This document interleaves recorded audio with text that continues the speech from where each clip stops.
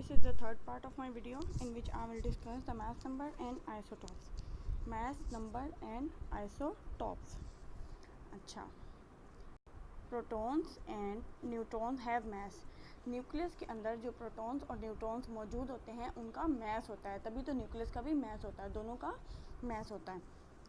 The more neutron there are in an atom the heavier it is. जितने ज़्यादा neutron होंगे उतना ज़्यादा एटम हैवी होगा. न्यूट्रॉन्स बढ़ते जाएंगे, एटम का वेट बढ़ता जाएगा. This affects the density and other physical properties of the element. और इससे क्या होता है, उसकी डेंसिटी यानी कि उसकी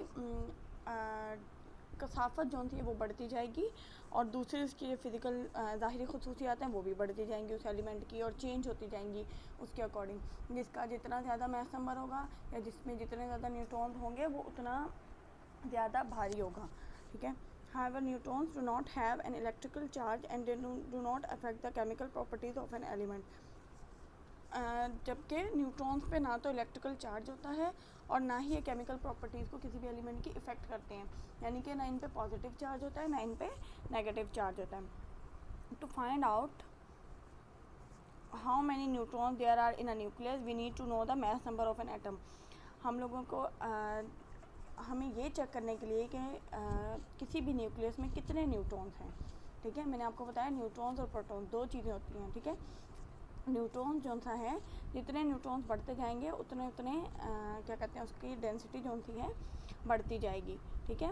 और वो एटम हैवी होता जाएगा. अब अगर हमें ये चेक करना है कि किसी भी न्यूक्लियस में कितने न्यूट्रॉन्स हैं तो हमें मैस नंबर का पता होना चाहिए उस एटम के. ठीक है.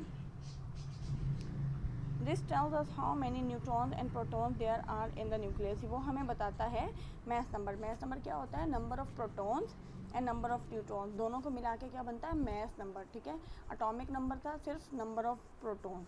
सिर्फ नंबर ऑफ़ प्रोटॉन्स हैं तो atomic number, number of protons and number of neutron दोनों ऐड हुए हैं तो क्या है, mass number. Here are few examples. कुछ एग्जाम्पल दी हुई है. हाइड्रोजन. हाइड्रोजन का एटॉमिक नंबर क्या होता है, एक. नंबर ऑफ़ प्रोटॉन्स एक होते हैं. मैस नंबर क्या होता है, एक. और नंबर ऑफ़ न्यूट्रॉन्स होते ही नहीं हैं हाइड्रोजन में. कार्बन का एटॉमिक नंबर यानी नंबर ऑफ़ प्रोटॉन्स होते हैं 6 और मैस नंबर होता है उसका 12. ठीक है. मैस नंबर 12 है यानी कि 12 में से 6 प्रोटॉन्स निकाले. ठीक है. 12 टोटल दोनों को मिला के हैं, प्रोटॉन्स और न्यूट्रॉन्स को मिला के 12 है. ठीक है. अब इसमें से प्रोटॉन्स हमने निकाल दिए तो क्या बाकी क्या बचे, न्यूट्रॉन जो कि मौजूद हैं 6. नाइट्रोजन का एटॉमिक नंबर 7 है और मैस नंबर 14 है यानी कि न्यूट्रॉन्स और प्रोटॉन्स मिला के 14 है. ठीक है. 14 में से हमने 7 प्रोटॉन्स निकालिए तो न्यूट्रॉन्स कितने बजे, 7. इसी तरीके से ऑक्सीजन है, इसका 8 है एटॉमिक नंबर, मैस नंबर इसका 16 है. 16 में से 8 को माइनस किया तो बाकी बचे 8 न्यूट्रॉन्स. इसी तरीके से सोडियम है, सोडियम का एटॉमिक नंबर 11 है और मैस नंबर है इसका 23. तो जब 23 में से हमने 11 को माइनस किया तो हमारे पास 12 न्यूट्रॉन्स बचे. ठीक है. इसी तरीके से गोल्ड है, इसका एटॉमिक नंबर 79 है और मैस नंबर इसका 197 है. अब 197 में से 79 माइनस किए तो 118 बचे यानी कि इसमें 118 न्यूट्रॉन्स हैं यानी कि ये हैवी होगा gold. All atoms of a particular element have the same number of protons called the atomic number. However they may have a different number of neutrons. जितने भी एलिमेंट्स होते हैं उनमें नंबर ऑफ़ प्रोटॉन्स सेम होते हैं. Number of protons हमेशा same होते हैं. ठीक है. जिसको एटॉमिक नंबर कहते हैं, उनका एटॉमिक नंबर हमेशा सेम होता है. जबकि उनका जो नंबर ऑफ़ न्यूट्रॉन्स हैं वो डिफरेंट हो सकते हैं. यानी उनका मैस नंबर डिफरेंट हो सकता है, नंबर ऑफ़ न्यूट्रॉन्स डिफरेंट हो सकते हैं, लेकिन नंबर ऑफ़ प्रोटॉन्स हमेशा सेम रहते हैं. A carbon atom always has 6 protons but the number of neutrons can be 6, 7 or 8 because neutrons do not affect the chemical properties of an atom. All types of carbon atoms have the same chemical properties. जैसे कि carbon atom जो है उसमें 6 protons होते हैं. ठीक है. लेकिन उसमें नंबर ऑफ़ न्यूट्रॉन्स कितने हो सकते हैं, 7. 6 भी हो सकते हैं, 7 भी होते हैं और 8 भी होते हैं. क्यों होते हैं, क्योंकि न्यूट्रॉन्स जो होते हैं वो इसकी केमिकल प्रॉपर्टी को इफ़ेक्ट नहीं करते यानी कि केमिकली इसको ख़राब नहीं करते एटम को. अगर इसमें 6 से 7 हो जाएंगे या 7 से 8 हो जाएंगे तो केमिकली कार्बन में कोई भी ख़राबी नहीं होगी. All type of carbon atom have the same chemical properties. और तकरीबन तमाम जो कार्बन एटम्स होते हैं उनकी तकरीबन तमाम की सेम प्रॉपर्टीज़ होती हैं. एक जैसे ख़ास होते हैं, एक जैसी होती हैं वो दिखने में और किसी भी काम में. अच्छा, these different version of same element are known as isotopes. अब एक ही एलिमेंट के डिफरेंट वर्जन हैं। एक वर्जन वो जिसमें 6 न्यूट्रॉन्स हैं, एक वर्जन वो जिसमें 7 न्यूट्रॉन्स हैं, एक वर्जन वो जिसमें 8 न्यूट्रॉन्स हैं, ठीक है। तो इनके डिफरेंट वर्जन्स को क्या कहते हैं, आइसोटॉप्स, ठीक है। 6 वाला, 7 वाला, 8 वाला कार्बन एटम, ठीक है, ये तीनों आइसोटॉप्स होंगे कार्बन के। Scientist name isotopes by putting the mass number, the number of proton and neutron after the name of the element. For example uranium 235, in the case the total number of neutrons and protons in the nucleus is 235। अच्छा, scientist किस तरीके से इनको identify करते हैं। अब scientist किस तरीके से लिखते हैं, अगर हम कार्बन सिंपल लिखना चाह रहे हैं तो हम सी लिख देते हैं, ठीक है, CARBON कार्बन पूरा लिख देते हैं। लेकिन अगर हम अलग अलग तरह के कार्बन हैं, ठीक है, 3 आइसोटॉप्स की बात करें तो हम आइसोटॉप्स के आगे उनका एटॉमिक जो मैस नंबर है वो लिखते हैं। मैस नंबर लिख के उसको अलग से शो करते हैं कि ये हम आइसोटॉप की बात करें। जैसे कि यहाँ पे एग्जांपल यूरेनियम की दी गई है, ठीक है। यूरेनियम में 235 होते हैं नंबर ऑफ प्रोटॉन्स, 235 इसका मैस नंबर होता है, और the total number of neutrons protons in the nucleus is 235। और जब हम यूरेनियम के एक आइसोटॉप की बात करते हैं तो हम कैसे लिखते हैं, यूरेनियम 235, यानी कि ये उस आइसोटॉप की बात हो रही है जिसमें 235 प्रोटॉन्स और न्यूट्रॉन्स हैं, ठीक है। इसी तरीके से जब हम कार्बन की बात करेंगे, ठीक है, तो हम कार्बन 12, कार्बन 13, ठीक है, इस तरीके से लिखेंगे, ठीक है। एक कार्बन में 12 होंगी जिसमें 6 और 6 होंगे दोनों, एक कार्बन में 13 होगी जिसमें 7 और 6 होंगे, एक कार्बन में 14 होगी जिसमें 8 और 6 होंगे, ठीक है। तो हम कार्बन 12, कार्बन 13, कार्बन 14 इस तरीके से उनको अलग से शो करेंगे कि ये आइसोटॉप्स की बात हो रही है। The commonest isotope of the element carbon is carbon 12 which has 6 protons, 6 neutrons and 6 electrons and mess number of 12, ठीक है। सबसे कॉमन कौन सा है हमारे पास, वो है कार्बन का आइसोटॉप, ठीक है। हम सबसे ज़्यादा कॉमनली जिसके बारे में बात करते हैं वो कार्बन के आइसोटॉप के बारे में बात करते हैं, जो है कार्बन 12। मैंने आपको बताया कि आइसोटॉप्स अगर लिखने होंगे तो हमें उसके आगे उसका मैस नंबर मेंशन करना होगा, कार्बन 12, जिसमें क्या होता है, 6 प्रोटॉन्स होते हैं, 6 न्यूट्रॉन्स होते हैं और 6 ही उसमें इलेक्ट्रॉन्स होते हैं, और उसका मैस नंबर क्या होता है, 12। It makes up nearly 99% of all the carbon on the earth. और ये क्या बनाता है, दुनिया के जितने भी कार्बन हैं उसका 99% हिस्सा ये बनाता है। There are 2 other isotopes of carbon, carbon 13 and अब पहले मैंने आपको कार्बन 12 के बारे में बताया, उसमें 6 प्रोटॉन्स होते हैं, 6 न्यूट्रॉन्स होते हैं, तो उसका मैस नंबर बन गया कार्बन 12, और उसमें 6 ही इलेक्ट्रॉन्स होते हैं। अच्छा, आ गया कार्बन 13 जिसमें 6 प्रोटॉन्स हैं, 7 न्यूट्रॉन्स हैं, ठीक है, और 6 इलेक्ट्रॉन्स हैं। इलेक्ट्रॉन्स और प्रोटॉन्स का नंबर सेम होता है हमेशा, ठीक है, न्यूट्रॉन्स वेरी करते हैं। And a mass number of 13, तो इसका मैस नंबर कितना हो गया, 13। It makes up just over 1% of the all of the world's carbon. 99% तो ये बनाता है कार्बन 12, ठीक है, और ये 1% जो सा कार्बन है वो ये वाला होता है कार्बन 13। दुनिया का 99% जो कार्बन होता है वो होता है कार्बन 12, और 1% ये होता है कार्बन 13। अब हम कार्बन 14 के बारे में बात करेंगे। Carbon 14 which is even rare has 6 proton, 8 neutrons and 8 electron, जिसमें 6 प्रोटॉन्स होते हैं, 8 न्यूट्रॉन्स होते हैं और 6 ही इलेक्ट्रॉन्स होते हैं। तो ये है कार्बन 14, ठीक है। ये बहुत नायाब है, ठीक है, बहुत कम मिलता है।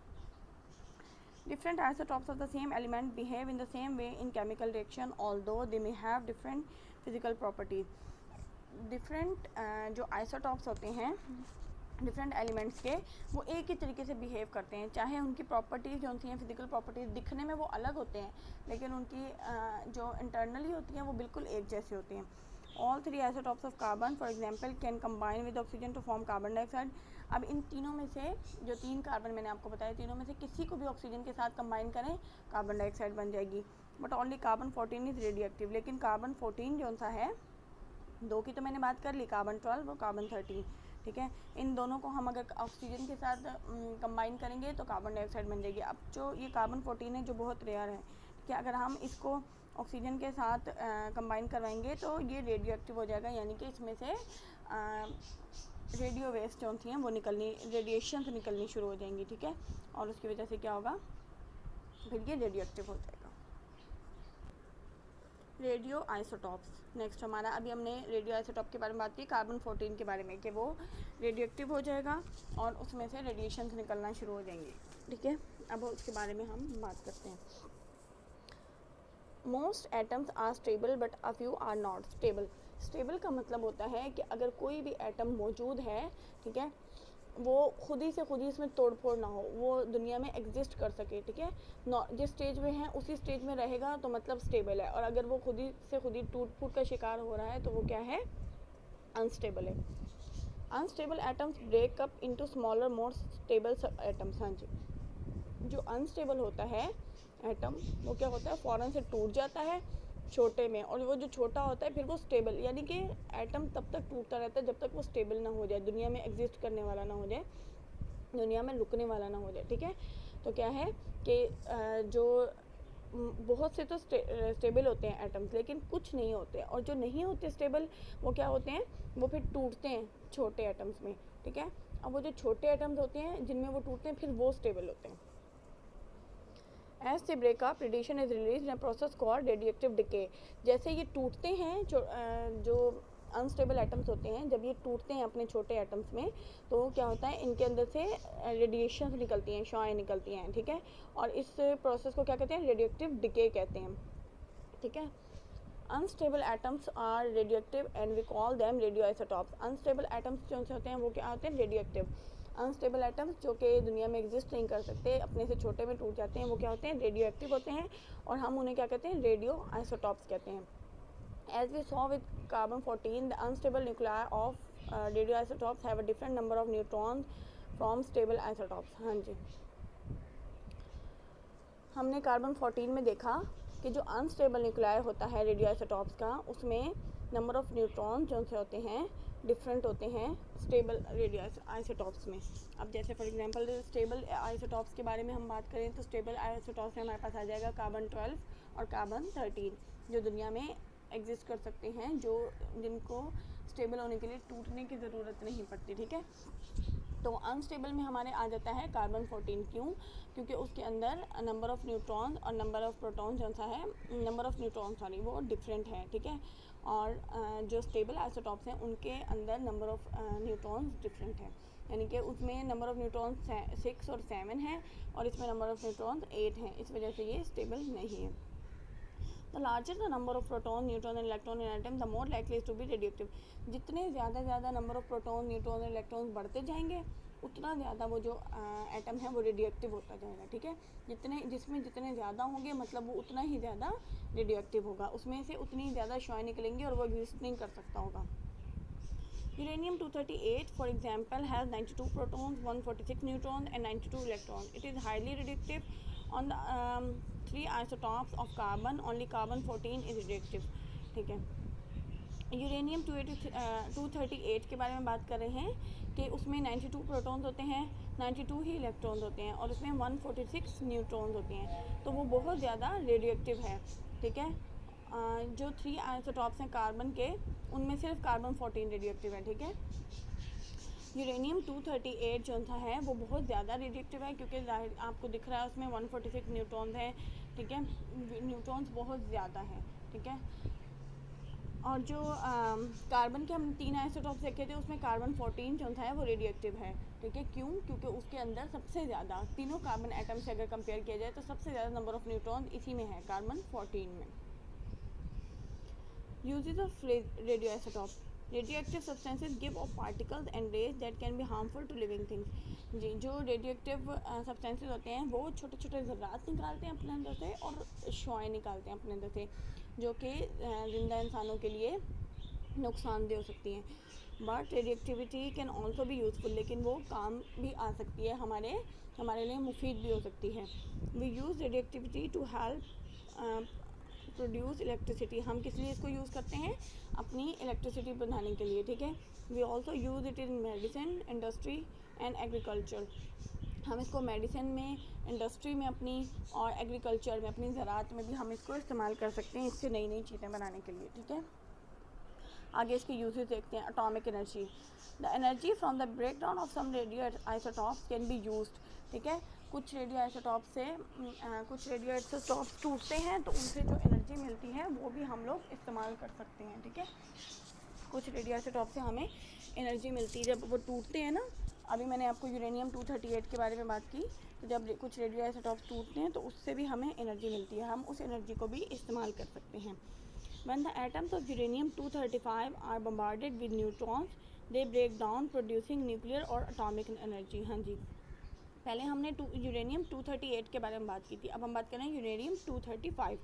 जब यूरेनियम 235 के जो एटम्स होते हैं उनको न्यूट्रॉन के साथ बम्बार्ड किया जाता है, यानी कि उनकी बमबारी की जाती है, तो वो टूट जाते हैं। ठीक है, वो टूट जाते हैं और टूटने के बाद वो न्यूक्लियर या एटॉमिक एनर्जी बनाते हैं। जो एनर्जी वो बनाते हैं टूटने के बाद वो कौन सी होती है, न्यूक्लियर या atomic energy. Each collision releases energy, हर टकराव के बाद एनर्जी रिलीज होती है। ठीक है, in nuclear weapons this energy is release all at once and causes great destruction. In nuclear weapons, जितने भी आपके पास न्यूक्लियर वेपन्स होते हैं, ठीक है, वो जो एनर्जी होती है वो अचानक से रिलीज़ हो जाती है, यानी सारी की सारी एनर्जी एक ही टाइम में अचानक से रिलीज़ हो जाती है, जिससे डिस्ट्रक्शन होता है बहुत ज़्यादा। जिस जगह पे हो रही होती है वहाँ पे बहुत ज़्यादा तबाही हो जाती है। In a nuclear power station the reaction is carefully controlled. अब जितने भी आपके न्यूक्लियर पावर स्टेशन हैं उनमें ये जो रिएक्शंस होते हैं इसके ही एटॉमिक आइसोटॉप्स के जितने भी रिएक्शंस होते हैं रेडियो आइसोटॉप्स के, वो बहुत ज़्यादा ध्यान के साथ, हिफाजत के साथ उनको कंट्रोल किया जाता है। The energy is release slowly as heat which turns water into steam.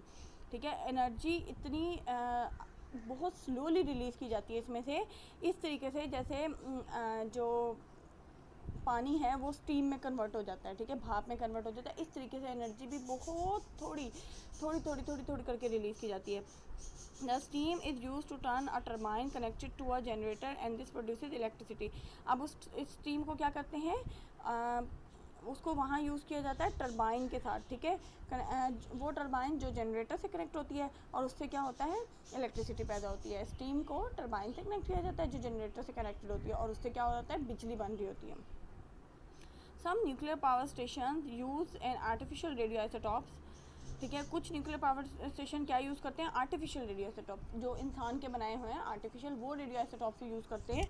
उनकी कौन सी एग्जांपल है, प्लूटोनियम 239 इंस्टेड ऑफ यूरेनियम। वो यूरेनियम की जगह प्लूटोनियम 239 यूज़ करते हैं कुछ न्यूक्लियर पावर स्टेशन। ठीक है, वो अगर आप देखा जाए तो यूरेनियम वो खुदा की बनाई हुई चीज़ है। ठीक है, उतनी वाफिर मिकदार में आपको नहीं मिलेगी। ठीक है, आपको मिलेगी, उसको ढूंढना भी मुश्किल होगा। ठीक है, तो क्या है, प्लूटोनियम उन लोगों ने खुद बनाया हुआ है, प्लूटोनियम 239, यूरेनियम की जगह उन लोगों ने प्लूटोनियम बनाया हुआ है और वो उसी को इस्तेमाल करते हैं।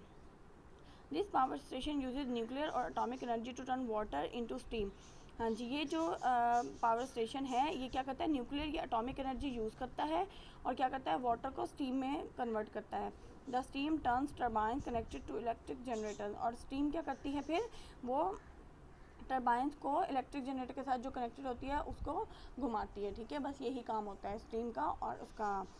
इसमें एटॉमिक एनर्जी सिर्फ और सिर्फ कहाँ यूज़ हो रही होती है, वाटर को स्टीम में कन्वर्ट करने के लिए। ठीक है, यहाँ पे मैं आपको बताई थी एटॉमिक एनर्जी का यूज़ क्या आप किस तरीके से यूज़ कर सकते हैं। ये आप यूज़ कर सकते हैं अपने न्यूक्लियर पावर स्टेशन में, उसके अलावा क्या कहते हैं, न्यूक्लियर वेपन्स में। ठीक है, और न्यूक्लियर वेपन्स में आप जब यूज़ करते हैं तो अचानक से डिस्ट्रक्शन के साथ ये एनर्जी रिलीज़ होती है। तो इस एनर्जी को रिलीज़ करने का क्या तरीका होता है, बहुत स्लोली और बहुत केयरफुली इसको कंट्रोल किया जाता है। Next is medical uses. अगला इसका है medical use.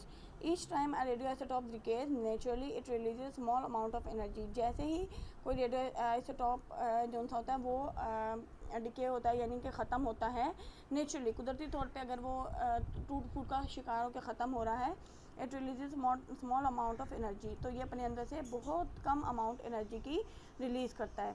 This can be use to produce a small electric current. और ये किस लिए यूज़ हो सकती है, बहुत थोड़ा इलेक्ट्रिक करंट बनाने के लिए ये यूज़ हो सकती है, जो मेडिकल जो एटॉमिक एनर्जी रेडियो आइसोटॉप्स के ज़रिए से निकल रही है। ठीक है, such nuclear batteries have a long life and can be very small. ठीक है, इस तरह की जो न्यूक्लियर बैटरीज होती हैं उनकी ज़िंदगी एक तो बहुत लंबी होती है, बहुत लंबा अर्सा चलती हैं और बहुत छोटी होती हैं। They can be used in a heart pacemaker The pacemaker is placed inside the chest where it delivers a small regular electric shock to the heart to keep it beating. हाँ जी, जो heart pacemaker होता है वो उसके अंदर ये वाली एनर्जी यूज़ हो रही होती है। ये क्या कर रहा होता है पेसमेकर, ये चेस्ट के नीचे वाले हिस्से पर रखा जाता है और इससे बहुत छोटा, बहुत थोड़ा सा शॉक दिया जाता है, ठीक है। और इससे क्या होता है, शॉक देने से कोशिश की जाती है कि दिल की बीटिंग दोबारा से स्टार्ट करवाई जाए। जैसे कुछ लोगों की जब हार्ट बीट बंद हो जाती है तो फिर इसके ज़रिए से कोशिश की जाती है कि हार्ट बीट दोबारा से स्टार्ट हो जाए। उसके लिए ये हार्ट पेसमेकर्स यूज़ होते हैं, ठीक है।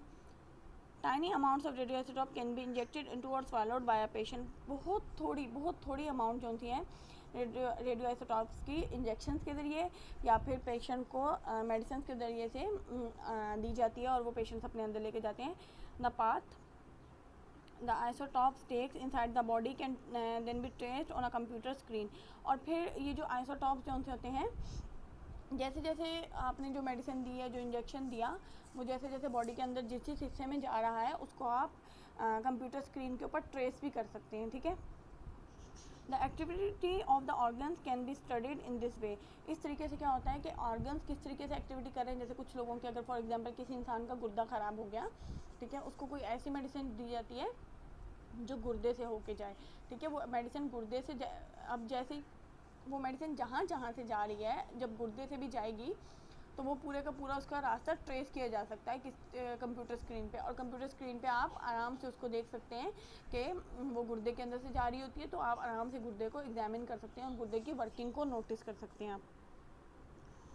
Certain strong radioisotopes can be used to destroy cancer cells inside the body without the use of surgery. अच्छा, कुछ आपने सुना होगा कैंसर के बाद आपको आपकी रेडियोथेरेपी होती है, ठीक है।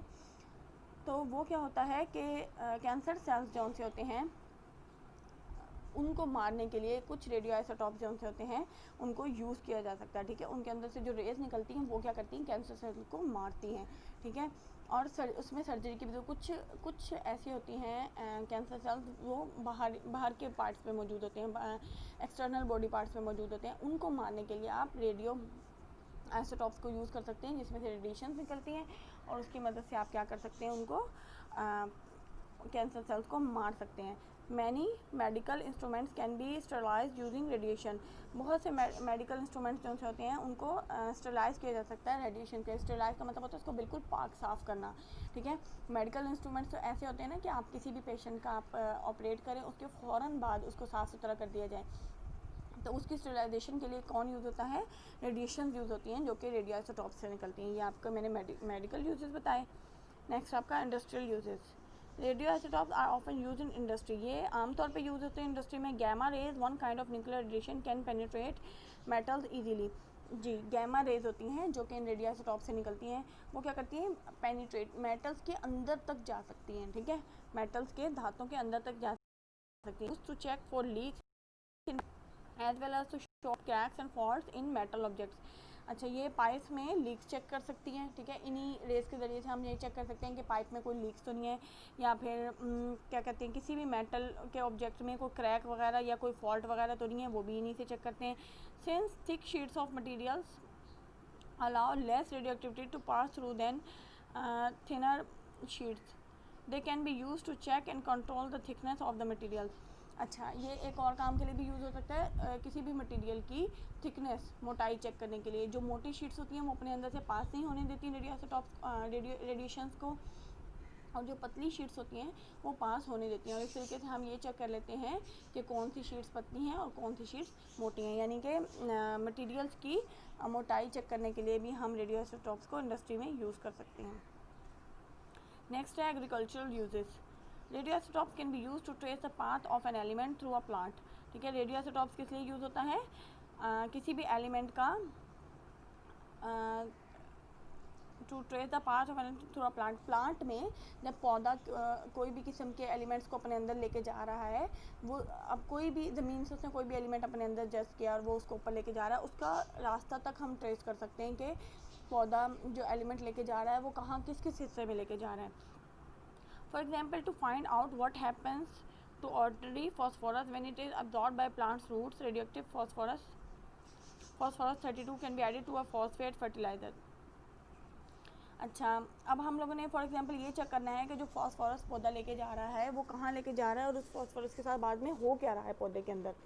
तो हम क्या करेंगे, रेडियोएक्टिव फॉस्फोरस 32 होती है जो रेडियोएक्टिव होती है, ठीक है, उसको हम किसी भी फर्टिलाइज़र में डाल देंगे, ठीक है, और उस फर्टिलाइज़र को हम पौधे को डाल देंगे, ठीक है। Chemically the phosphorus 32 atoms behave in exactly the same way as the non radioactive phosphorus 31 atoms in the fertiliser. Chemically जो होते हैं ना, इनका केमिकल यूज़ सेम होता है दोनों का, फॉस्फोरस 32 का भी और फॉस्फोरस 31 दोनों सेम होती हैं केमिकली, यानी पौधे को कोई नुकसान नहीं होगा इससे। बस फ़ायदा क्या होगा हमें कि अगर हम 32 यूज़ करेंगे, फॉस्फोरस 32 यूज़ करेंगे तो हमें पता चल जाएगा कि वो अंदर जाके क्या काम कर रहा है, और अगर हम फॉस्फोरस 31 यूज़ करेंगे तो वो रेडियोएक्टिव नहीं है, तो उससे हमें पता नहीं चलेगा कि वो अंदर कहाँ जा रहा है और क्या काम कर रहा है। The P32 acts as a marker and so the path the phosphorus takes from the soil into the roots of the stem and into the leaves and flowers can be followed. अब क्या होगा कि जो phosphorus जिस रास्ते से जा रहा है, रूट से स्टेम तक, फिर लीव तक, उसके बाद फ्लावर तक, वो पूरे का पूरा फॉलो हो रहा होगा, ठीक है, और उसको जज किया जा रहा होगा कि वो कैसे जा रहा है, ठीक है। The changes that occur inside a plant during photosynthesis can also be studied by labelling carbon dioxide gas with atoms of radioactive form of carbon 14। इसी तरीके से जो फोटोसिंथेसिस हो रही है, जो पौधे अपनी खुराक बना रहे हैं, उसको भी हम जज कर सकते हैं, उसको भी हम देख सकते हैं, स्टडी कर सकते हैं। किस तरीके से कि हम उसमें ये देख रहे हो कि कार्बन डाइऑक्साइड जो सी है उसमें हम कार्बन 14 यूज़ करें, ठीक है, कार्बन 12 या कार्बन 13 यूज़ ना करें, कार्बन 14 यूज़ करें, क्योंकि वो रेडियो एक्टिव है। अब जब हम कार्बन 14 यूज़ करेंगे तो हम उसको ट्रेस कर सकेंगे, ठीक है, हम अपनी कंप्यूटर स्क्रीन पे उसको देख सकेंगे, और फिर हम उस पर कंप्यूटर स्क्रीन पे अपनी देखेंगे कि उसमें वो जैसे जैसे अंदर जा रही होगी कार्बन 14, वो हमें अंदर का सब कुछ दिखाएगी, जिससे हमें पता चलेगा कि पौधे के अंदर फोटोसिंथेसिस का क्या प्रोसेस चल रहा है और किस तरीके से फोटोसिंथेसिस पौधे के अंदर हो रही है।